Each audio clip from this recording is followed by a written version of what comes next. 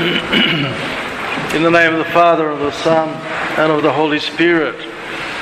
I'd like to comment on the second reading, which was for the new martyrs and confessors of the Russian land. This was established to be the Sunday closest to the 25th of January, old calendar. All right, just happens to be that date today. That was the date when the first of the hierarchs was martyred in Kiev, and it was symbolic because Rus, the Eastern Slavs, which gradually are now separated into three different nationalities: the Russians, the Ukrainians, and the Belarusians.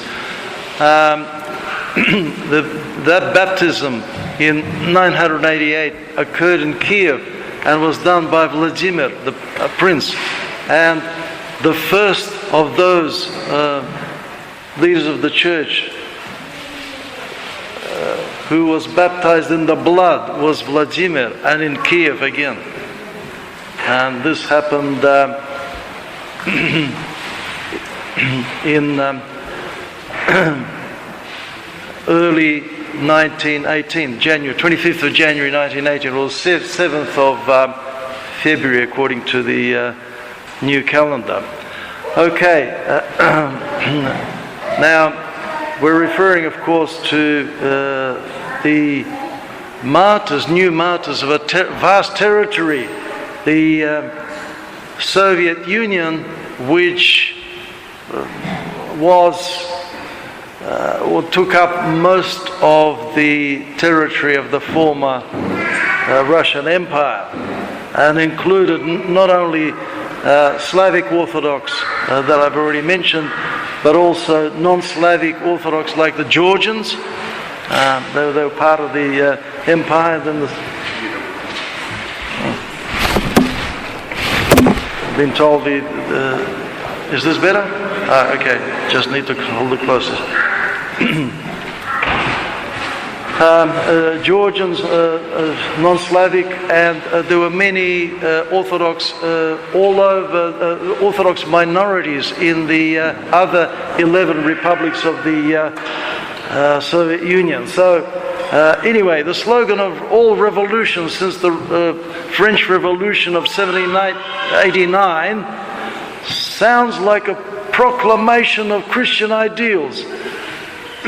Liberty, equality, fraternity. Okay? Now, however, the Russian Revolution, just like the French, quickly became viciously anti-religious and quickly turned to terror, tyranny, and newspeak.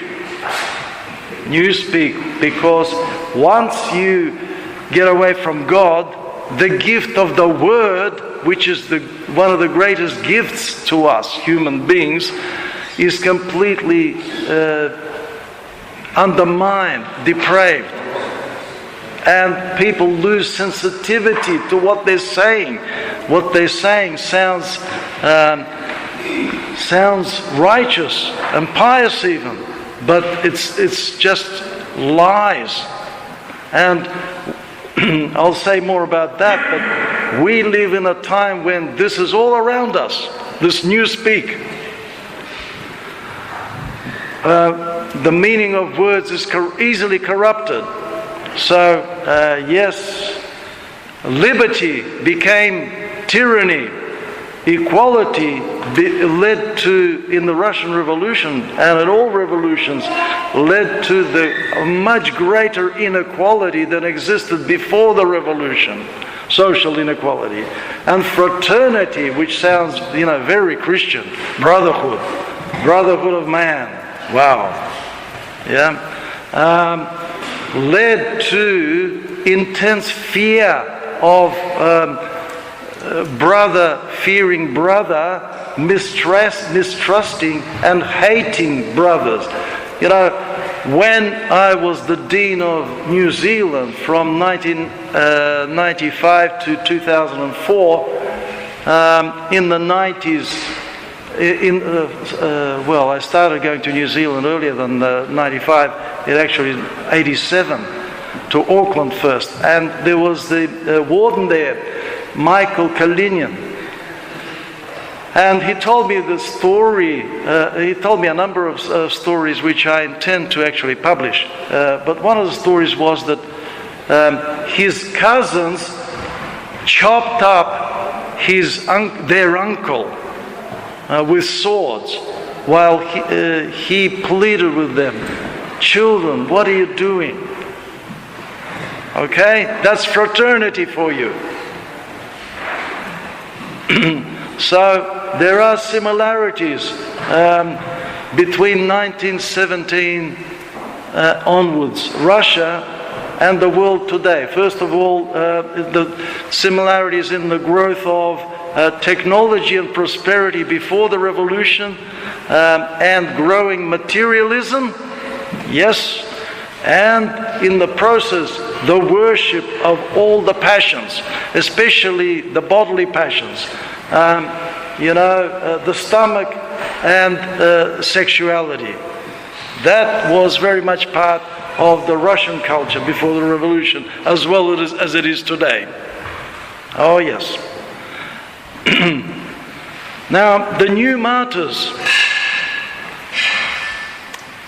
were witnesses of the opposite worldview, the Christian worldview, with the Christian emphasis on the life of the Spirit, the primacy of the Spirit, primacy of spirituality.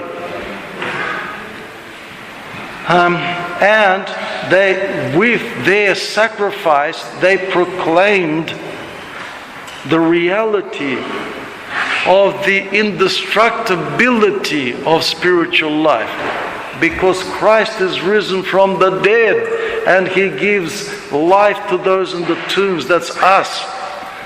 Their sacrifice is a statement of that triumphal Paschal hymn.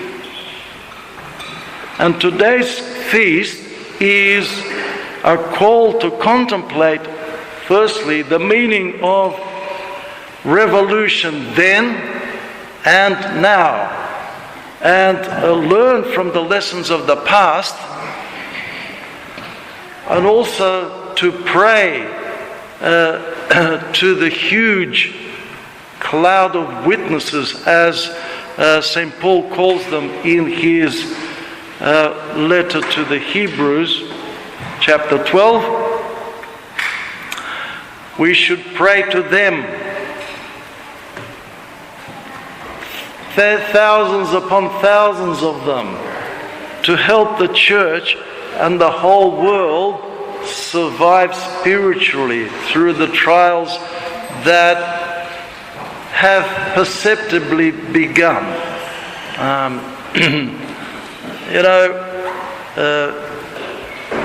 Sensitive Christians were aware that processes were in place for many decades before. And I may have mentioned that the blind elder